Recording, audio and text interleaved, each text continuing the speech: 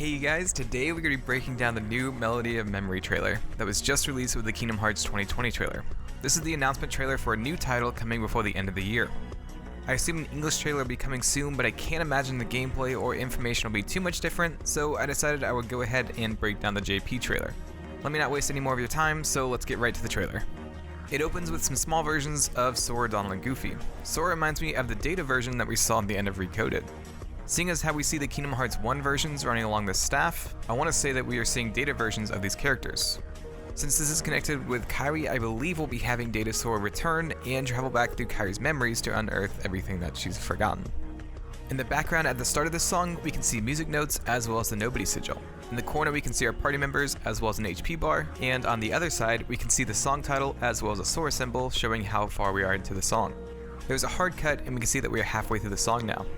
A chain can be seen in the top right, and a lock-on reticle targets the closest Heartless. As you hit the enemies to the beat, it shows the word excellent, so I assume that we'll have good, bad, or excellent depending on how fast or how well timed our hits are. There are also music notes with crowns on them.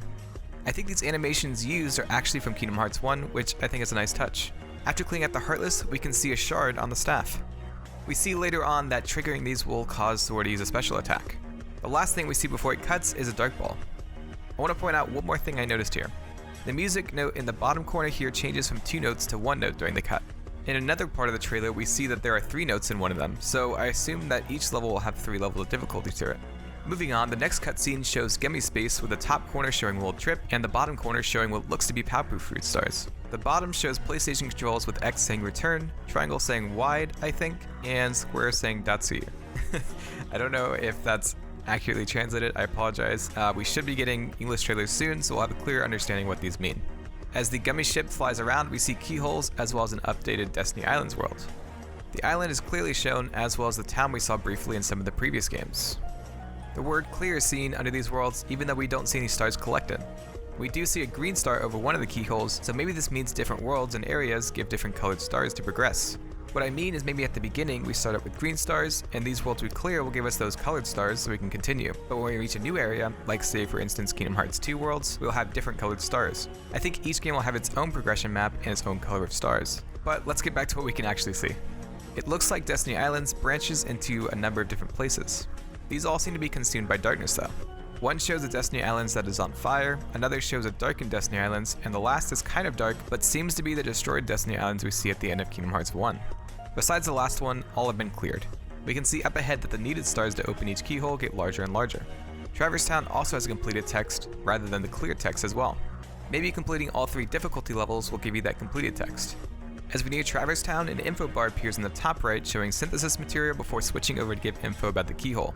If you look closely, you can see that the keyhole has a crown as well as music notes on it. From here we can see 4 more worlds from Kingdom Hearts 1, Agrabah, Wonderland, Atlantica, and Halloween Town. I want to point out one more thing before we move on. If you look at some of the levels, you'll notice that there are clips in the bottom corner of it. In Union Cross, that means that if you completed a mission, you would gain access to a special cutscene that would progress the story. I think this will work the same way with Melody of Memory. I think each one that we complete will give us some more context behind Kairi's backstory, but that's just a theory. We then switch to another gameplay section with the day in Agrabah playing. Aladdin has switched out with Donald, and alongside Heartless, there are also these unique items with a lamp spinning inside. I assume this may be needed to progress a level. The next cutscene shows Hercules taking Goofy's place, and also a jump mechanic for Sora, again showing off his Kingdom Hearts 1 moveset. The next song is Roxas' theme, and shows Sora gliding around to hit the notes. Up and down arrows appear showing which direction Sora must fly in. This one's different than the previous ones as we see actual cutscenes instead of flying around the world. This next scene shows a multiplayer battle. This is probably this level on the Gummy map.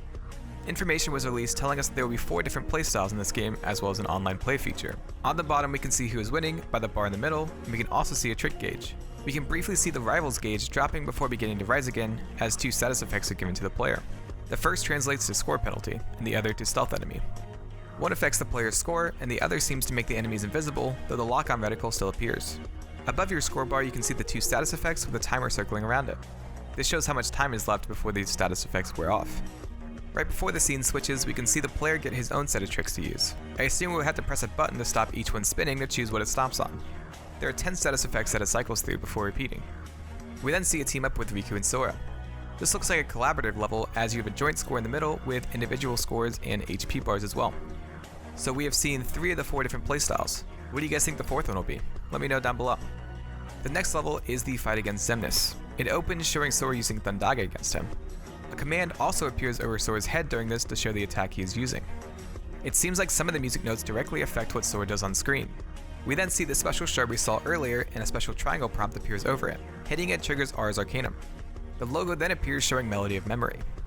What's unique about this one is that Melody of Memory has a reflection below it. This makes me think of the final world, and seeing how a lot of the cutscenes shown later show the final world, it definitely seemed intentional. The trailer glitches here before throwing a ton of cutscenes at us. Both young Xehanort and Kairi talk during this, which was translated by Aitaiki Mochi. She's almost always on top of the JP News, so be sure to follow her. I'll leave a link down below in the description. She worked really hard on this, and I don't really want to take away from that, so I'll leave the video linked below. The screen glitches showing the lab room from Kingdom Hearts 1. One of the pods is open, and I assume Kairi is inside. The door starts to close as we see the apprentice Xehanort turning away. With such a focus on Kairi, I am almost positive this is Kairi being transported to Destiny Islands. I think we are finally going to have an accurate timeline of the events between Birth by Sleep and Kingdom Hearts 1, and I'm so excited to see that. This point where Kairi is sent away is referenced in Ansem's reports from Kingdom Hearts 1 actually. Moving on, the screen glitches again before we see shadows surrounding a young child. We can tell it is a child from the low point of view. The child runs before grabbing onto the gate before the screen glitches showing Xehanort reaching for her. This is probably the events leading up to her being kidnapped, tested on, and then sent to Destiny Islands. I am assuming she was tested on since we haven't really got clear confirmation on that, but if she was, that is probably the reason for memory loss we see in Kingdom Hearts 1 and 3. The scene then switches again to show Kairi in the final world, seemingly reeling from recovering some of her memories. She turns to see a cloaked figure standing behind her. Kairi believes that this is a memory or illusion of Xehanort, but I think it's actually the Master Masters. We've seen him have his hands clasped behind himself like this in the secret movie of Kingdom Hearts 3. Anyways, the scene cuts to show Kairi summoning the flower crystal we saw in her mind, before breaking it apart and sending the pieces flying. I assume this is to maybe help Sora find his way back, as we see him finding one of the pieces later. The next cutscene shows Kairi talking with Ansem the Wise, Evan, and Ienzo. This is probably one of the first cutscenes of the game before she falls asleep to search for Sora. Kairi and Riku seem to be traveling together at some point, which I assume means that Riku joins Kairi in her dreams after the Fairy Godmother's information shared at the end of Limit Cut. They both come upon all these floating stars that we saw in the end of Kingdom Hearts 3.